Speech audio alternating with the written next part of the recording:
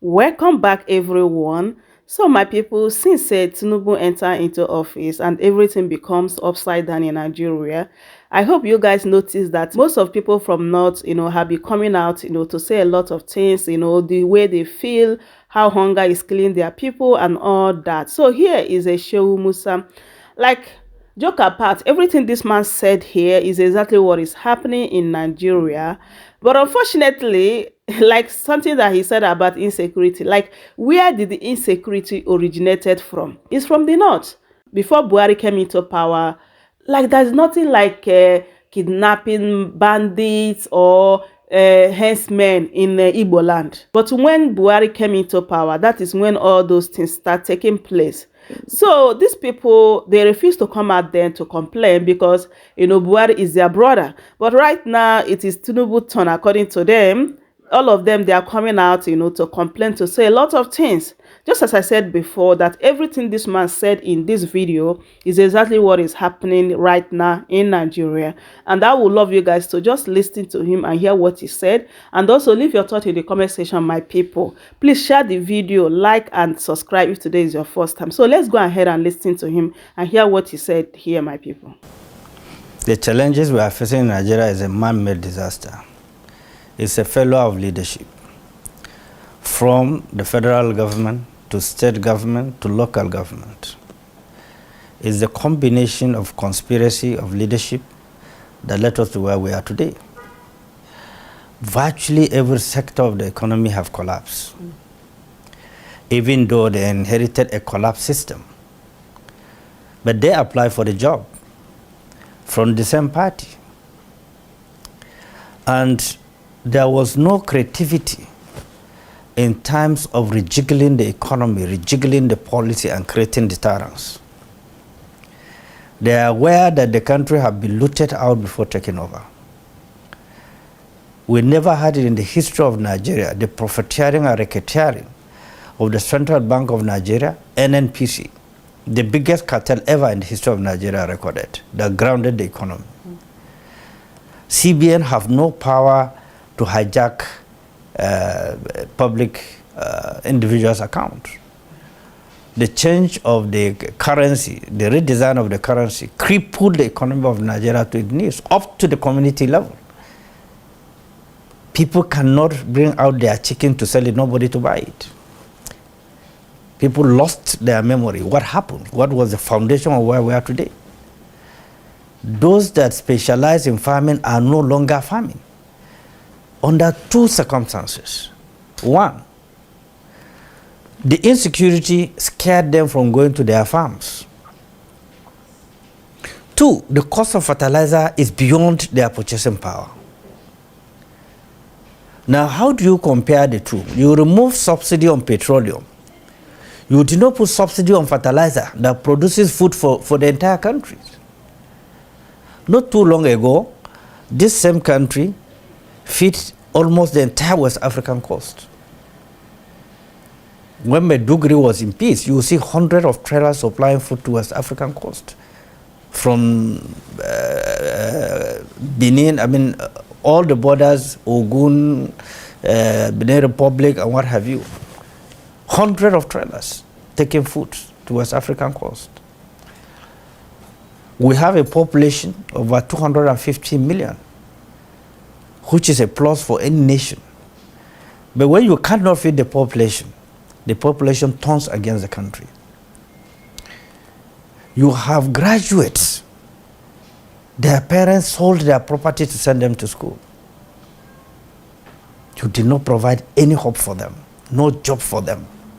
The private sector is dead, people are running out. Is it not a man-made disaster? It's a man-made disaster. It's a policy, it's a failed policy issue that have no human face. Less than 1% of 1% of Nigerians are looting and milking the country out. And they are known. Some of us that have worked with government, we knew clearly it is practically impossible for someone to steal 1 naira in government establishment without the connivance of the financial sector of that particular ministry or agency or parastatal. It's not possible. It's 0% possibility. Everything is traceable. Because the structure of the system of government, there's no warehouse where free money is being kept for anybody to pick. Now, the entire health sector is dead. Our best medical personnel have left the country. Yesterday, somebody came from Kefi. He was telling me Federal Medical Center in Kefi. They have no doctors right now. They have all booted out of the country. Go and check the statistics. The doctors that left Lagos, left Kano, even University of Ibadan, the premium university. My national secretary, who usually go there for me, told me that most of the doctors have left. On what ground? Was it that Nigeria is so wretched? We cannot improve the welfare of the medical doctors. We cannot improve the welfare of the security agencies that are dying for the country, to save the country. They don't have gadget to operate. They don't have tracking system. People will be kidnapped randomly as if we are just a banana republic. There's no rules and regulations. And yet some of these security agencies are the best in the world. So our problems are entirely a man-made disaster problem. So it's easy to fix it because it's a man-made issue. It's not a natural disaster. What the leadership needs to understand is to go back and have a very fundamental retreat. Having meeting with the governors, making proposals will not solve the problem because they are part of the problem. The government injected billions of palliative into the states. You should go and find out how many people benefited from that palliative. Some of them one measure of rice. The most privileged ones are the ones that got one bag of rice, who are close to the government. How many billions was spent? If they spend that 2 billion they gave to states, if they spend it in training plumbers in Nigeria, in training electricians in Nigeria, in training people in fashion industries and buying sewing machine and designing machine, in training masons, in training welders, do you know how many millions will take off the streets? How many millions? Our budget have never been people-oriented budget. It's an elitist-based budget.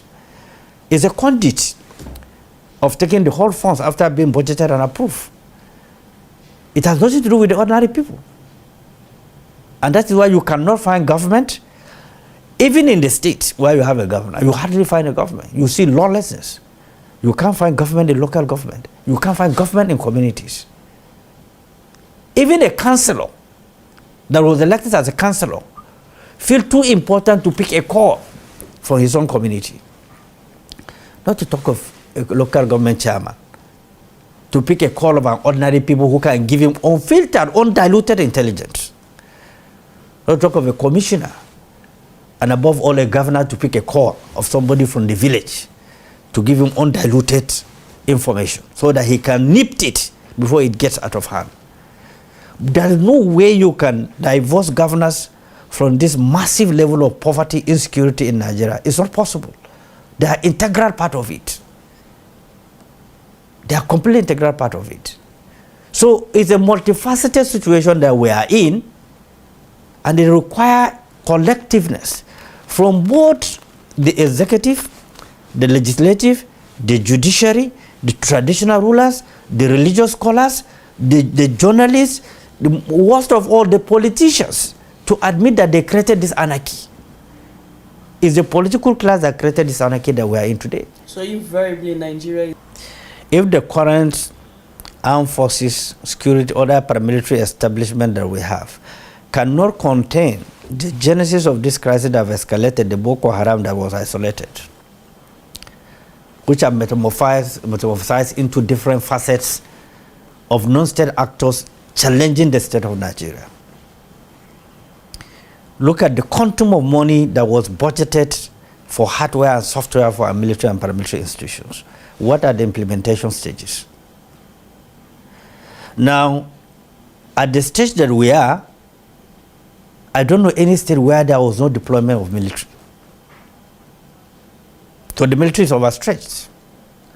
And then the Nigerian police force has been decimated for a very long time. I don't know any administration, apart from Shagari administration, that have invested in the Nigerian police in terms of mobility, equipments, training, retraining, their uniforms. They buy their uniform, they buy their beret, they buy their boots, they buy their uniform themselves.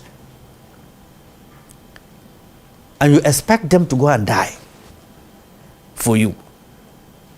What is the allowance? What is the salary of the police and the army? These young army officers that are dying in the field, how much is their allowance and their salaries? And then one individual in Nigeria is stealing trillions of naira, and there was no deterrence on him. So the lack of patriotism was embedded deliberately by those who feel that nothing will happen. The psyche of people, the leaders, is that, look, nothing will happen. But something is happening. People are revolting. The young people on the street that cannot feed themselves are revolting. They are sending a very clear message. Countries that goes to war on three categories. A nation that cannot protect its citizens is vulnerable to war. A nation that cannot feed its citizens is vulnerable to war. A nation that do not embark on massive food production is very likely to go to war. Look at Ukraine before the war. How many countries is Ukraine feeding? How many farms did the federal government have right now? Are they farming because of emergency like this to release food? What stuff from the federal government? You have Ministry of Agriculture only existing in Abuja. What is the Ministry of Agriculture doing in Abuja? Why can't you decentralize it into the 6 zones and go into farmers in the 6 zones to produce massive food? So that's why I say it's a man-made issue. It's completely avoidable. Go into the Ministry of Agriculture, the budget year in, year out. What have they done with that budget? It's a massive level of insincerity. The entire package is, look, let me loot as much as possible. The civil servants, the executive are the champions of corruption in Nigeria. If you put corruption in the executive arm of the government, Nigeria will be categorized as a corruption-free nation. There's no nation that is 100% free of corruption. What you need is a percentage that can give you the latitude to run the system. That's what you need. We are below the percentage. Officials of government, civil servants that have taken an oath of office are the one taking the money out of the country. If they steal it and invest it in the country, it's even much better. How many Nigerians that have access to public funds invested it in Nigeria? Maybe the lack of Aliko Dangote, maybe Lumelu and so on, and others that are reinvesting it for the citizens to benefit from it. If you look at the refinery, one of the biggest in the world today, no matter where the money comes from, it was invested in the country. Thousands of people have been employed. You better have administrator or a governor that can work 60% and maybe still 40% than to have a governor that will steal 90% and work 10%.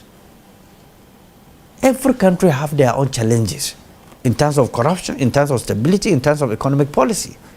We are yet to define our economic policy comprehensively. We don't know even what it is. What is the exchange rate today officially? 1,516 officially as of today. What is it in the black market? If you check it, 1,630. And those that are going to import the goods, are they going to use the Nigerian naira to import goods? How do you expect the cost of things to go down? And this is a country that our major source of export is crude oil. We refuse to embrace BRICS so that we can trade with the Nigerian naira. So the Nigerian currency would be in demand. Nigeria had the opportunity to lead BRICS. We played the smart one. We smarted ourselves out of it. South Africa took it. Saudi Arabia is in BRICS. You buy with their money. United Arab, the Dubai is in BRICS. The largest commercial networks of the world are in BRICS right now. You trade with Chinese money. You trade with Russian money. You trade with Brazilian money. The dynamics of the economy of the world have shifted. But we float our currency. And nothing is exchanged. Our currency was just flawed. One credit goes to Buhari, he refused to float the naira. So how do you define a situation where you have over 250 million people?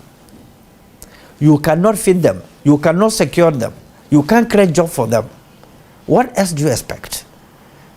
Our almost large percentage of our youth have gone into drugs.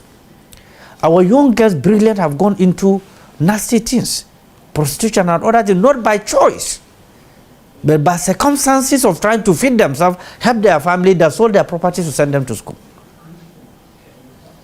It's a very pathetic, inhuman. When challenges are very strong and overwhelming, people might not see effort that are being made or that are being made, just the way I'm talking right now. But it's beyond the oppositions. It requires the collection of all the stakeholders. I'm happy to see the governors are witnessing massive protests in their states. Their states are saying we cannot afford to buy food and eat. I don't know if you have recorded when school resumes, the percentage of resumptions of schools. Most of children didn't go back to school because the parents said they cannot afford school fees. So it's beyond opposition party. It has to do with our foundation as a nation. It has to do with our thinking as citizens. What are the record of voting system in Nigeria? Over 90 million registered voters. 70-something% are youth and women. This same category were the one that voted the government, because poverty has been weaponized. In an election day, people will take a simple roll of spaghetti and they will buy the conscience of the voter for 4 years.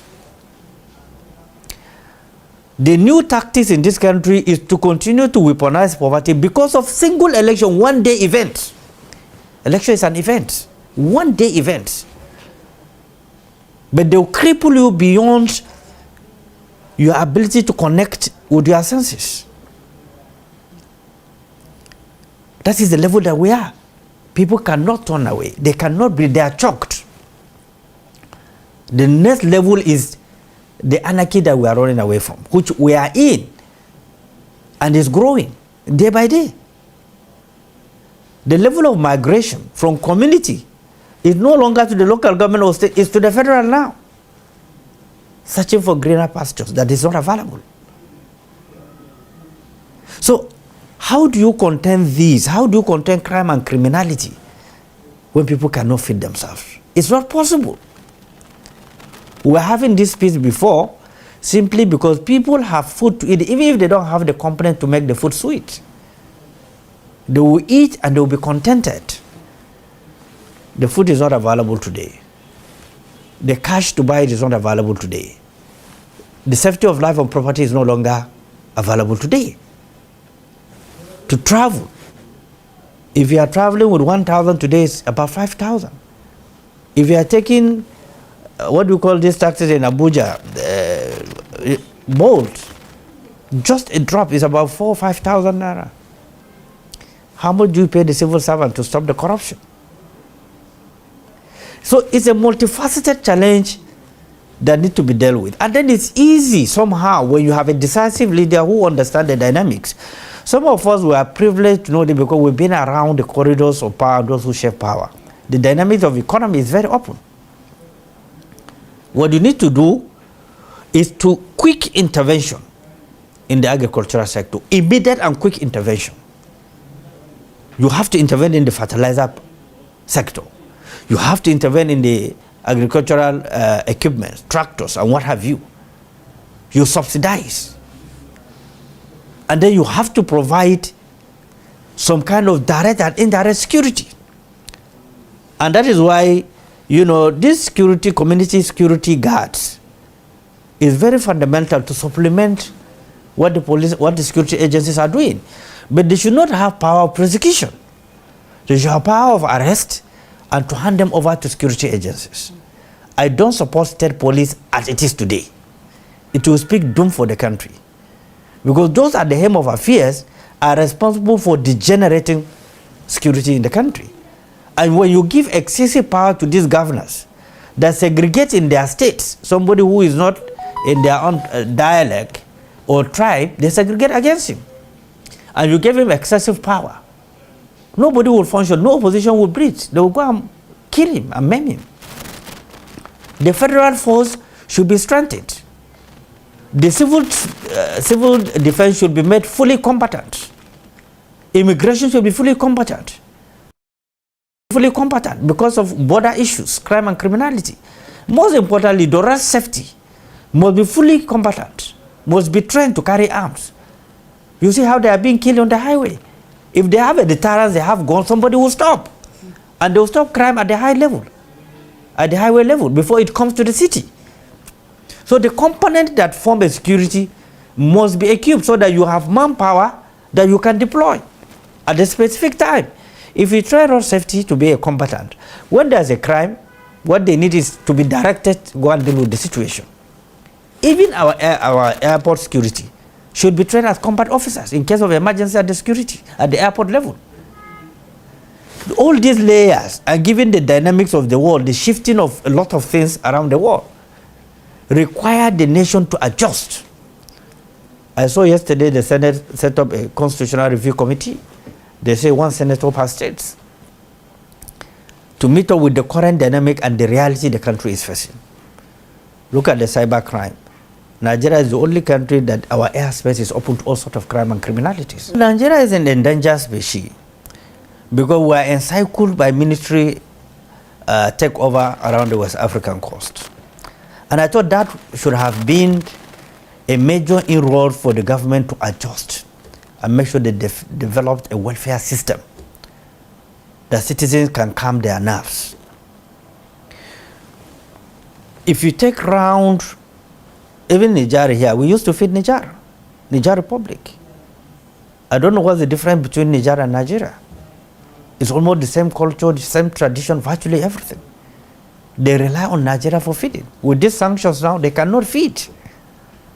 They've been begging and begging and begging. Now, what do you do? If we are to survive this rage of coups, it means that the government strategy must immediately and effectively, with every sense of efficiency, be changed. We have banks. You can't go to banks now and seek for loan to establish business. The interest rate is enough to kill you. Then why do we have Central Bank of Nigeria that's supposed to regulate the interest rate and regulate the banks? If you hear the revelations, how much the banks are owing, public funds, intervention. But they cannot intervene in other sectors that have economic value. I set an example. We are importing billions of milk into this country. If you take the assets of the cows and the milks we have that we can generate in this country, can feed the Nigerian population. Are we investing in that? Is it not capital intensive? Check the central bank importation of milk into Nigeria. Check the figures. You will be scared. But then domestically we can solve the problem. But for whatever reason, we narrow everything along ethnic, religious, and regional issues. We abandon the fundamentals that keeps us together as a nation. And then when there's a crisis, nobody will be safe. And that's why, even in our holy books, God have condemned those who create crisis. So my people, that is it. I hope you guys had everything that he said here. Just as I said before, that he really spoke true to the power, but unfortunately they have all these ideas, they know all this, but they keep mute when Buhari was on seat. So my people, there is wahala. He said that Nigeria have gotten to the stage that are gonna lead to war. My people, that is wahala. Let's pray so that this thing will not bring any katakata for Nigeria, because we don't want any bloodshed in Nigeria at all, at all. So my people, I would love you guys to leave your thoughts in the comment section. What they think about what Shehu Musa said here. I know that most of us did not even know this man, but he really said it as it is. Yes, so I will see you guys in my next one. Please don't forget to subscribe, like, and share. And thanks so much for watching. Goodbye for now.